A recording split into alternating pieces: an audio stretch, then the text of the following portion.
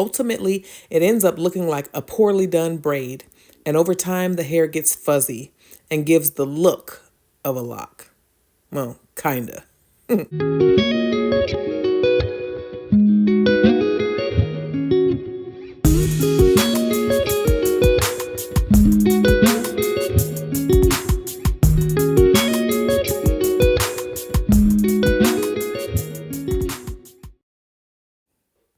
Hey, everybody. This client was new, and I swear there is always something interesting to find on new clients that already have locks. I suppose that's why they find me. Anyway, I noticed these lumps about 3 inches from her ends right away. But I had to shampoo her, and I couldn't tell what exactly was causing them until we got to my chair.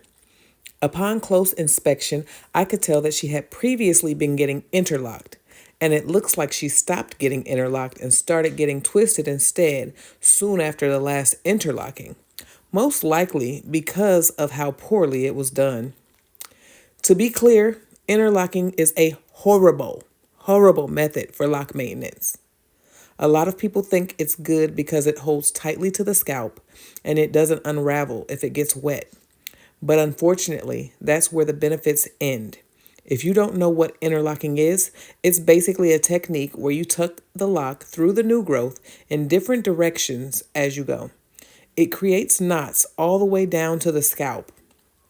Ultimately, it ends up looking like a poorly done braid, and over time, the hair gets fuzzy and gives the look of a lock. Well, kinda. But a lot can go wrong with interlocking. When done correctly, you have to be very careful not to scratch because the hair is in tight knots, so anything that rubs against the scalp can and will cause breakage. It creates hard, stiff locks instead of soft, fluffy locks like my clients love. They don't even accept water sometimes because the knots are so tight. So much for your moisture. But a lot of times I see interlocking and it's not even done correctly. One improper method I see a lot is where the lock has been tucked through the same hole a bunch of times. So instead of it looking like a deformed braid, it looks like a topsy tail. I don't know if the youngins even know what that is, but it basically looks like the lock has been split in two at the scalp. It's very hard to reverse that. The other thing I see commonly when a client has gotten interlocked is a lump in the lock because the stylist attempted to make the last knot, but there wasn't enough new growth left to pull it all the way through. And the scalp didn't maneuver enough, so they're trying to pull it through at the scalp and it just won't go through. What they should have done is reversed it, just took it loose since it didn't go through and just left the previous knot. But I guess that wasn't tight enough for them. So instead, they left a fat knot right at the scalp. This is what happened with this client. It's most likely why she stopped getting interlocking done. I would too if someone put fat knots at my scalp. And as you can see, the knots remain for at least a year from the looks of it. But I couldn't let a client leave my chair with knots like that. If there's something I can do about an issue, I always try to go ahead and do it. So I did what the stylist from a year ago should have done when she saw that last knot wouldn't go through. I pulled it back through the other way and undid the knots. They would have come undone easily if she had done them herself. But since she didn't, and they had been trying to lock in spite of the lumps, it was slightly difficult to get them loose.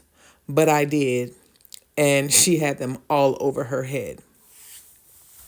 Please, I beg you, please stop doing things you aren't confident in with locks, especially things that are dangerous and damn near permanent, like interlocking or insta-locking, anything with that crochet hook, honestly.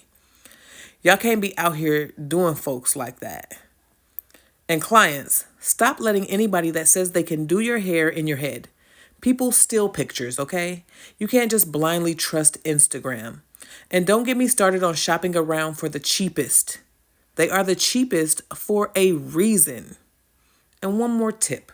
If you call someone trying to get your hair done today, and they have time today or right now, they don't have any clients.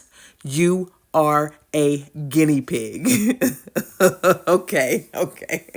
I'm done. All right. I hope this video was helpful to someone, and y'all have a good day. I'm out. Oh, don't forget to like, share, and subscribe. See you on the next one. Bye.